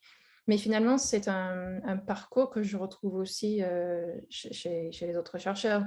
Et nous avons tous un mélange d'intérêt pour la linguistique et l'informatique. Donc, je ne dirais pas, à part le fait d'être probablement plus invitée pour des séminaires parce que je suis une femme, il y a être invitée dans les comités, ce qui prend quand même pas mal de temps administratif. Moi je ne sens pas vraiment de différence structurelle dans la recherche que nous faisons. Après, donc, pour la deuxième question sur l'incorporation des connaissances, c'est très important pour nous. En traduction, on essaie notamment d'incorporer les lexiques qui peuvent être une source d'information très, très riche, notamment lorsque nous traitons les langues peu dotées. Donc, on a peu de données parallèles, notamment parce que c'est assez coûteux à fabriquer. Et avoir des bases de mots et éventuellement la traduction, c'est un bon compromis. Après, la difficulté, c'est comment on les utilise dans les réseaux eux-mêmes. Il y a beaucoup de travaux qui essaient de contourner ce problème en faisant l'augmentation de données. Donc on voit beaucoup ça dans la recherche aujourd'hui parce que c'est une façon d'en simuler le fait que nous avons des données qui sont d'une certaine nature. Donc je pense qu'on va voir de plus en plus ça. Ce qui est un peu dommage, c'est que ça ne contourne pas le problème que nos modèles deviennent de plus en plus gros. Et donc, on passe d'un scénario peu doté à un scénario qui est très peu doté. On ne résout pas le problème de l'inefficacité du modèle lui-même. Là, donc, je vais m'arrêter là. Merci Rachel. Et Serena aussi, si vous voulez répondre. Merci. Moi, j'ai rejoint Rachel tout à fait concernant notre positionnement dans l'équipe. Disons, nous, on est en fait beaucoup de femmes. Je pense que c'est plus ou moins bien équilibré, les deux. C'est vrai que la plupart des femmes s'intéressent à ces problématiques liées aux enjeux sociétals et peut-être un peu moins vraiment à l'algorithme vraiment pur. Mais là, je ne vois pas trop des différences dans les traitements, sauf, comme Rachel l'a dit, d'être invité beaucoup dans l'Écosse pour équilibrer pour bien balancer les participations. À part ça, alors pour l'intégration des données, alors c'est une très bonne question. Là, alors, ça dépend beaucoup de l'application aussi. Parce que si on pense de l'application, par exemple, dans les domaines médicaux, c'est un peu plus simple, c'est-à-dire on a des sources des connaissances, on a des knowledge graphs qu'on peut utiliser, par exemple, on peut intégrer, on a des ontologies qu'on peut exploiter dans les domaines juridiques aussi. Après, dès qu'on va dans des domaines un peu plus larges où c'est un peu plus une connaissance, ce qu'on appelle une common sense knowledge qu'on doit exploiter, là, ça devient un peu plus compliqué. En général, moi, je pense que c'est qu'il manque en ce moment, comme mon impression, c'est un peu qu'on est arrivé au plateau, disons, avec tous ces modèles qui sont hyper puissants, avec purement des données, disons, statistiques et l'apprentissage automatique. Moi, je pense que là, on est un peu en plateau et là, il nous faut, disons, la clé pour passer à l'étape suivante et vraiment la connaissance, du coup, des informations, parce que nous, on a énormément de connaissances. Ce n'est pas juste qu'on apprend des choses comme les machines, et aussi les raisonnements. Je trouve que les raisonnements, c'est quelque chose aussi qu'il faut injecter. Merci beaucoup, Serena. Alors, pendant que vous échangiez, les questions sont arrivées. Donc, on a eu 3 questions. Alors, je vais les donner dans l'ordre en fait d'apparition. Déjà, il y en a plusieurs qui vous remercient pour la qualité de vos présentations. Alors, première question, c'était celle de Hélène. Où intervient la notion de biais dans la détection de discours haineux? Donc, elle n'a peut-être pas totalement compris, Serena, le lien entre qu'est-ce qu'on appelle biais et le lien entre la détection des biais et la détection des discours haineux. Parce que c'est vrai que moi aussi, quand vous parliez donc dans votre titre de cyberharcèlement, c'est comment vous passez des biais à la question en fait de qualification de type de discours dans lequel il y a la problématique en fait d'émotions fortes et ensuite de la haine et du harcèlement. Et c'est vrai que, alors évidemment, on n'aura pas le temps, mais travaillant avec des linguistes sur la question du langage des émotions, c'est assez compliqué justement de voir comment se crée ce continuum entre d'un côté des biais jusqu'à des questions qui relèvent en fait de champs sémantiques et globalement le champ sémantique du harcèlement, quoi. Oui. Alors, c'est une très bonne question. Alors, pour moi, je pense, quand je parle des biais avec une notion légèrement différente de celle des Fanny et Raquel. C'est-à-dire, pour moi, les biais sont dans les données que nous, on annote parce que nous, on doit définir une notion des discours de haine. Et on doit, par exemple, dire, nous, je sais pas, on fait la notation et on s'est dit, on annote les messages comme étant des messages misogynes. On sait que les messages misogynes sont écrits de telle façon. Et on a tout un ensemble d'exemples, extraits des réseaux sociaux, où on a des messages misogynes. Alors là, les biais, ça peut être engendré dans la notation par les annotateurs, d'une certaine façon, parce que, par exemple, eux, on a par exemple des personnes qui considèrent certains messages comme étant des messages haineux, d'accord, des insultes vers les femmes, même si peut-être des autres, ils ne les considèrent pas. Par exemple, les femmes peuvent être un peu plus biaisées parce qu'elles sont un peu plus, disons, sensibles à certains arguments. Et ça vaut aussi la coup pour la même chose pour d'autres types de discours de haine, d'accord? Du coup, si on est d'une certaine religion et on a des messages qui peut-être sont juste des messages ironiques, qui se moquent un peu des personnes d'une telle religion, après, on peut les prendre mal. Et du coup, on met un certain type, disons, ce que j'appelle des biais dans les données annotées. Et la machine va apprendre ces biais, c'est-à-dire, elle va considérer ces messages comme étant haineux à chaque fois qu'il les rencontre. D'accord, merci beaucoup, Serena. Alors, une autre question de Ambre, donc là, c'est pour Fanny, c'est sur l'exemple des chirurgiens et des infirmiers. Mais Ambre, peut-être, est-ce que tu veux directement poser ta question ou je la pose à ton... Parce que autant que tu poses directement ta question. Bon, je vais Ambre a levé la main. Oui, je ne pense pas que les personnes qui participent peuvent poser des questions. Ah, d'accord. Juste les écrire. Bon, d'accord. Bon, donc Ambre, je pose ta question à ta place. Je vous remercie pour ces interventions. L'exemple de l'infirmière et du chirurgien est très parlant. Cependant, une fois qu'on l'a identifié, que fait-on? Selon vous, quelle devrait être la bonne traduction de My friend is a nurse? Sachant que 90% des personnes de cette profession sont effectivement des femmes, la solution mon ami est infirmière a 90% de chances d'être juste. Alors, ce que dit Ambre, ce que je trouve intéressant, mais moi, c'est vraiment une question qui aussi, comment dire, que j'aurais envie de vous poser à toutes. C'est comment, moi, à l'époque, quand je faisais du TAL, dans les années 90, on parlait plus d'erreurs. On ne parlait pas de biais, on parlait d'erreurs de programmation. Et progressivement, en effet, on est arrivé à cette question des biais, en fait, des biais au moment de la programmation. Et c'est vrai que, comment dire, cette possibilité relative à la complexité du langage, qui est évidemment la plupart du temps interprétée en fonction des situations sociales, c'est la base de la pragmatique. Justement, comment peut-on faire avec ces éléments-là qui relèvent finalement de l'usage du langage au niveau sociétal, quoi.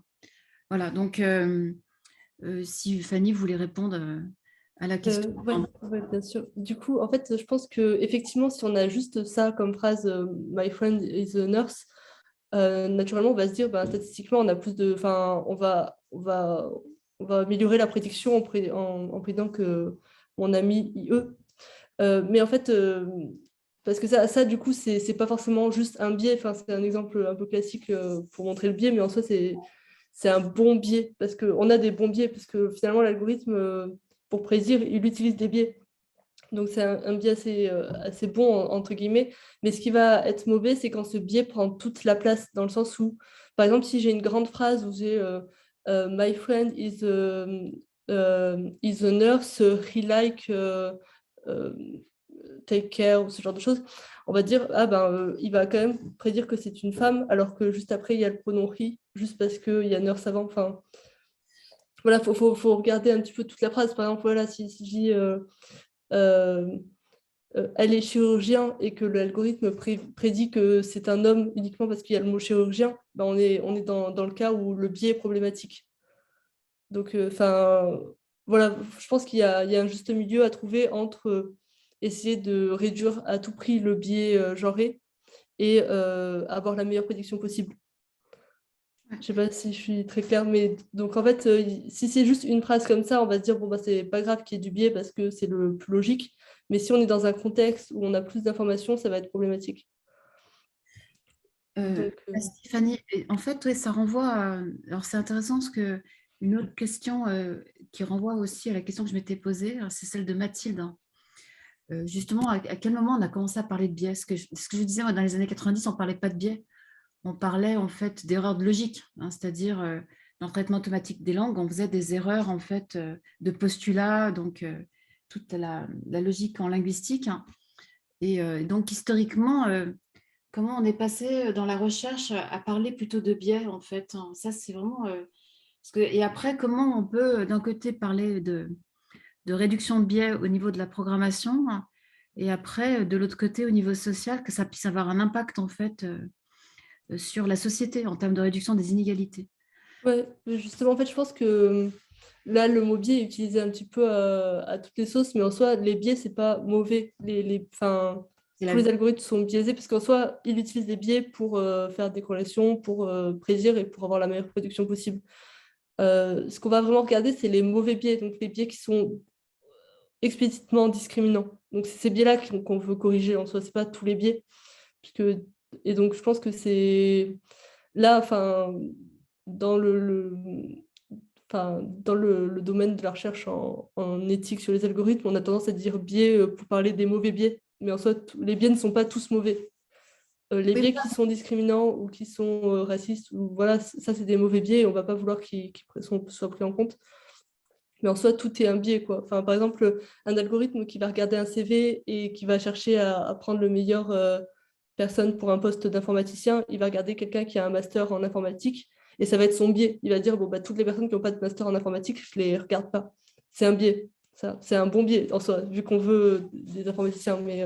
Mais regarder le genre de la personne pour choisir si la personne va être ingénieure en informatique, ben, c'est un mauvais biais. Donc, ça dépend un peu du contexte. Et je pense que voilà, ça dépend aussi de... Même un biais genré n'est pas forcément mauvais dans un certain contexte. Par exemple, là, dans le contexte de juste traduire, on va se dire, bon, bah, c'est logique en soi de choisir la traduction plutôt femme quand on a énormément de femmes dans ce domaine. Mais le problème, ça va être où est-ce qu'on place la limite, quoi. Donc, il y a aussi un côté un peu philosophique de à quel moment un biais commence à devenir problématique.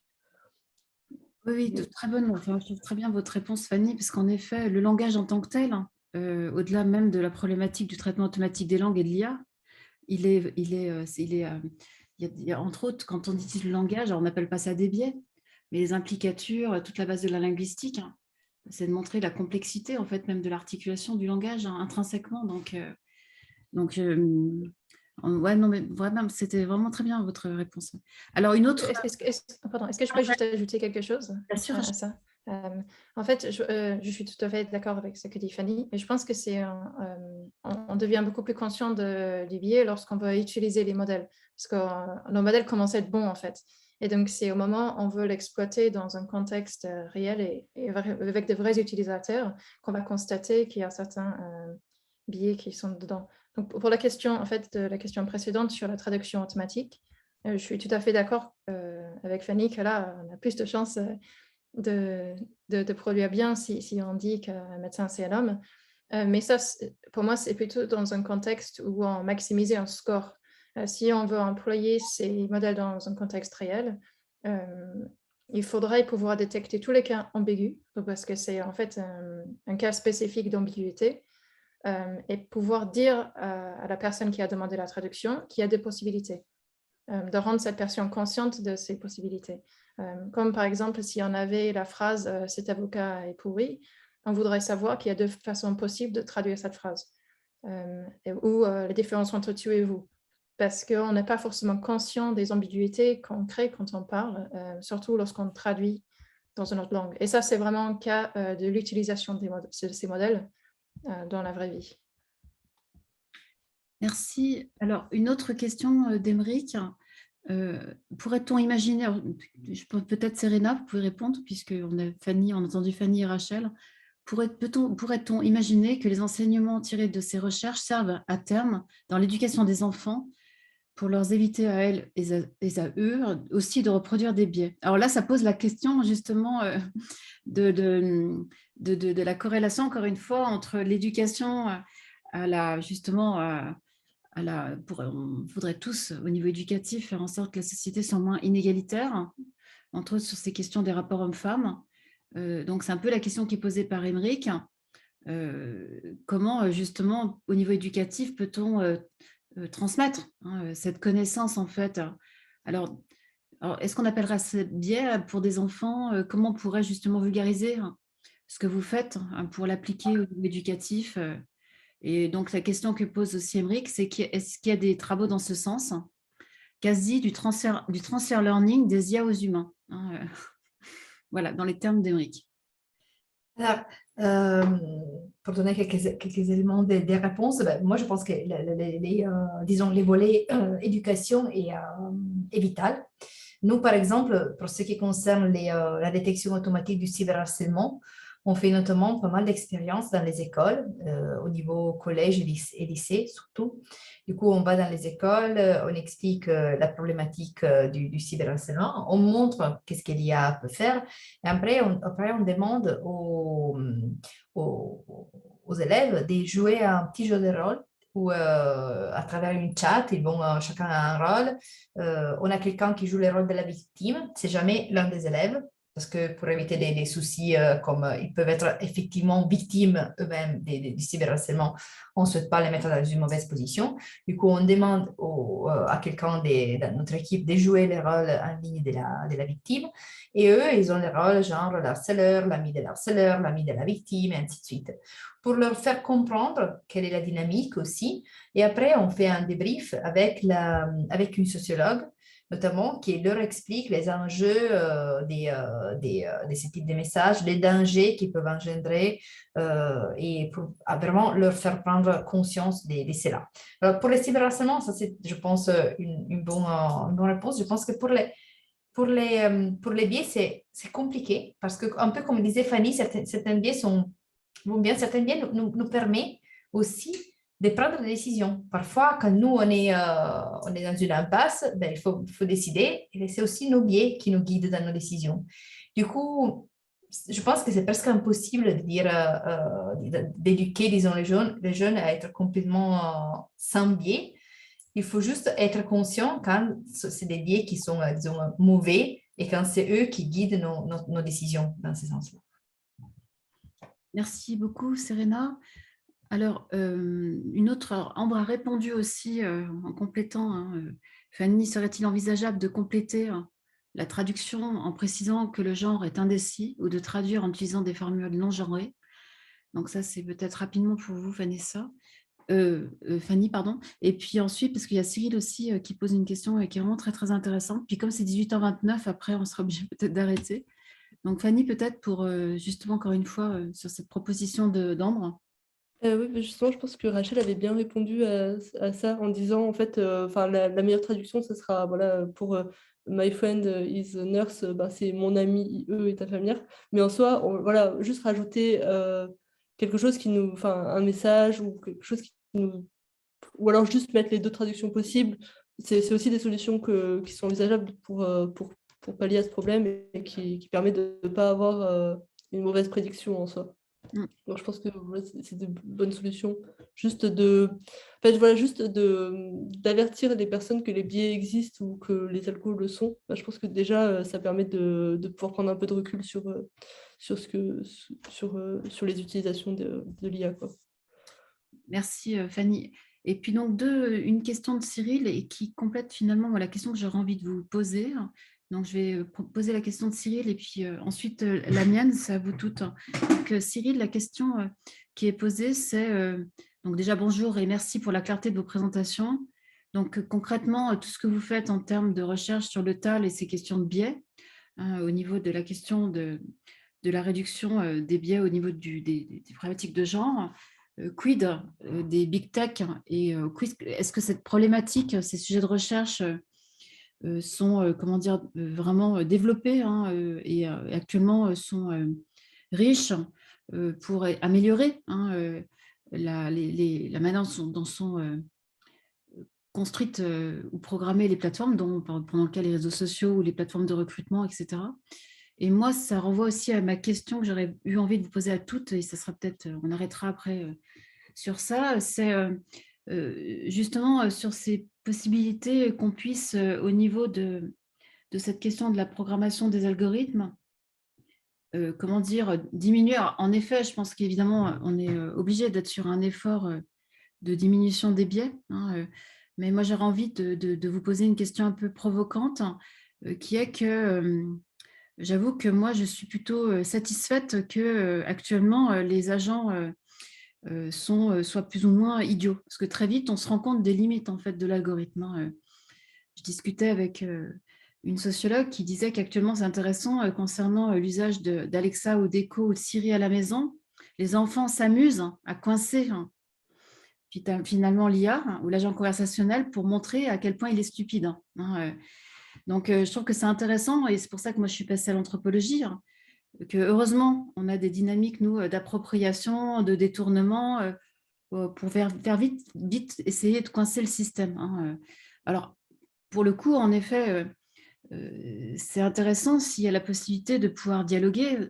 Toute la problématique, et là, on voit toute l'importance de vos travaux, c'est quand directement ces IA prendront des décisions en fait, de recrutement sans la validation directe de l'humain. Concernant les problématiques de recrutement ou la collecte de CV, si un recruteur présélectionne uniquement ces CV via un algorithme qui pré-traite, alors là, pour le coup, on aura un souci, évidemment, par rapport à ce que vous avez souligné.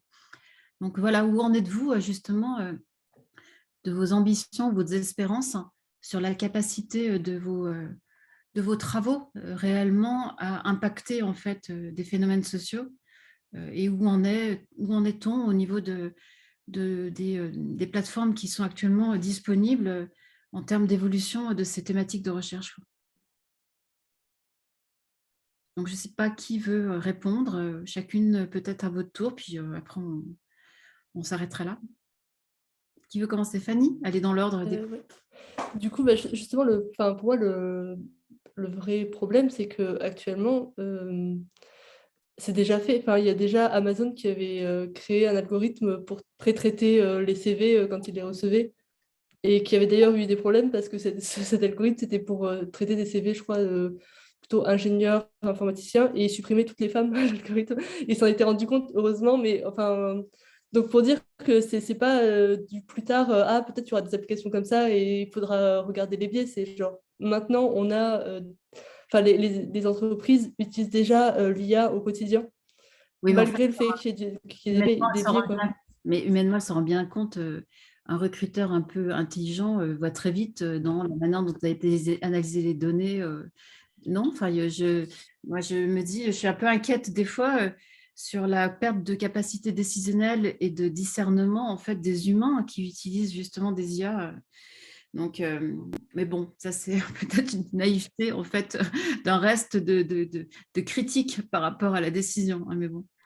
Ouais, je pense que ça dépend. De toute façon, là, cet algorithme en question, ils se sont rendus compte qu'il y avait un problème et du coup, ils l'ont réglé. Mais en soi, typiquement, déjà dans la recommandation d'emploi ou juste la représentation, enfin, je pense peut-être que tout le monde a peut-être vu cet exemple classique où quand on cherche sur la barre de recherche Google une coupe de cheveux qui est professionnelle pour le travail, on va avoir que des coupes de cheveux de personnes blanches, et si c'est une coupe de cheveux pas professionnelle ou pas faite pour aller au travail, c'est que des personnes noires ou ce genre de choses, où c'est la fin.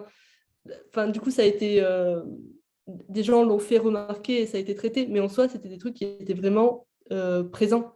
Donc, ça veut dire que juste, ça modifie la perception qu'ont les gens de la réalité, quoi. Donc, je pense qu'on est vraiment dans des problématiques qui sont hyper...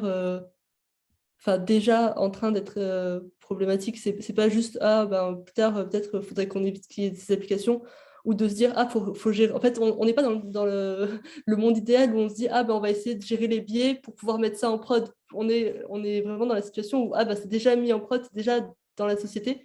Et maintenant, on se dit, il y a des problèmes, il va falloir qu'on règle ça, quoi. Donc, je pense qu'il y a ce côté où on n'est plus dans le côté naïf où il faut juste se dire, on verra ce qu'on fait plus tard. On a déjà les problèmes et si on ne les règle pas, ça va juste empirer. Oui, déjà surtout là, quoi, en effet, quand des agents intelligents ou IA décident à la place et traitent à la place quand il n'y a plus d'humains. Le risque, en C'est effet, ça. c'est la disparition des humains dans les chaînes de traitement, en effet. C'est ça. Il y avait aussi des éléments où sur Google, aux États-Unis, il y avait de la recommandation de logement, et les personnes précaires ou racisées avaient de moins bonnes recommandations ou que de logements insalubres, ce genre de choses. Ça, c'est des applications qu'on a déjà vues, et donc c'était déjà le cas. On avait déjà ça sur le marché de l'IA, quoi. Donc c'est ça, je pense, le vrai problème. Merci Fanny, Serena, et puis Rachel, si vous voulez aussi répondre à ça. Oui, en général, alors bien sûr, les big tech, ils mettent en place des solutions. Moi, je parle surtout pour la détection automatique des données en ligne. On ne sait pas trop, disons, comment ces algorithmes sont développés, sur quelles données sont entraînés. Du coup, on a quelques informations, mais pas énormément. Moi, je pense qu'en effet, nos solutions peuvent être vraiment utiles. Et comme j'ai dit au début de ma présentation, bien sûr, on doit garder les contrôles dans les mains des humains. Mais après, pas toutes les tâches sont mieux si sont faites par les humains, même pour les humains eux-mêmes. Du coup, comme par exemple les modérateurs humains, ce n'est pas forcément un travail super enrichissant. Et du coup, si on arrive à faire un peu les tri automatiquement, c'est pas mal non plus pour les humains qui peuvent se dédier à d'autres activités un peu plus, disons, importantes aussi. Bien sûr, les contrôles finaux doivent rester dans les mains des humains. Ça, je le crois fortement. Merci Serena, c'est une belle, belle conclusion, belle synthèse. Rachel, vous voulez ajouter un mot? Oui, pourquoi pas. Au niveau du Big Tech, vu qu'ils mettent ça en production, ils sont très impliqués dans ce qui concerne comment débiaiser de tels modèles, mais ils entraînent les modèles, ils analysent les problèmes avec ces modèles. Il y a beaucoup des grandes entreprises de Big Tech qui ont des équipes de recherche qui travaillent sur ces questions, même si ils sont dans le Big Tech. Et par ailleurs, dans notre équipe, nous avons plusieurs collaborations avec, par exemple, Facebook, par des thèses chiffres. Donc, je sais que c'est une question très importante pour eux, même si ils sont dépassés par la situation qui se passe, notamment sur les réseaux sociaux. C'est juste, malgré les efforts, je pense qu'ils n'arrivent pas à traiter le problème de façon adéquate. Pour le fait de remplacer les personnes par les machines, dans le cas de tri automatique des candidatures, moi, je serais très, très inquiète si on remplaçait totalement les machines par les humains par les machines. Je pense qu'il faut toujours une part de responsabilité humaine dans le processus. Donc, une vérification après avoir fait un pré-tri automatique, comme la modération.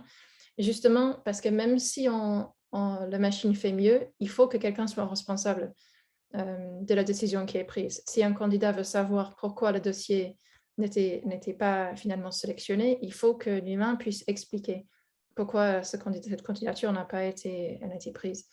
Et pour l'instant, soit on a du mal à le faire avec nos modèles automatiques, soit les raisons pour lesquelles le modèle aurait sélectionné ce dossier sera pas bien, voire illégal. Par exemple, si la raison principale, c'est parce que c'est une femme, ce n'est pas une bonne raison. Donc, à mon avis, il faut toujours une part d'humain dans ce processus. Et puis, la question aussi sur les agents conversationnels en étant idiots. Ce que j'ai remarqué, en fait, c'est que lorsque notre technologie devient plus forte, les utilisateurs deviennent aussi plus critiques parce qu'ils ont de plus grandes attentes. Il y a toujours ces sortes de phases où d'abord, on est étonné par la capacité du modèle et ensuite, on s'habitue très vite et on commence à dire, en fait, non, il y a ceci, cela qui ne marche pas bien. On voit ça, par exemple, dans la traduction automatique que beaucoup de personnes utilisent, mais c'est énormément critiqué. Les gens disent, oui, mais j'ai essayé cet exemple et le résultat n'était pas bien. Pourtant, le niveau de traduction automatique pour beaucoup de langues s'est beaucoup amélioré récemment et qui peut être utilisé au moins pour comprendre ce que dit quelqu'un d'autre, même si ce n'est pas parfait. Donc, je pense que aussi, oui, on mène une bataille contre les attentes de nos utilisateurs aussi. Et mieux on fait, plus ils seront exigeants. Merci beaucoup. J'espère n'avoir oublié personne là dans les questions. Enfin, je ne crois pas. En tout cas, si j'ai oublié quelqu'un, faites-le moi savoir tout de suite là. Non, j'ai l'impression que c'est bon. En tout cas, vraiment, merci à toutes les trois là. C'est vraiment bien, vraiment. C'est vraiment, c'est agréable de voir aussi justement, agréable, je ne sais pas si c'est le terme, hein, qu'il y a une vitalité de la recherche et des femmes justement qui sont au cœur de la vitalité de ce type de recherche. Donc, continuez, voilà, c'est ce que j'ai envie de vous dire, continuez à travailler sur ces questions-là. Et voilà, et merci à tous d'avoir été là, vos questions étaient vraiment très, très pertinentes et à bientôt. Bon, on peut rester peut-être 2 minutes, 4 ensemble, on va attendre que tout le monde parte.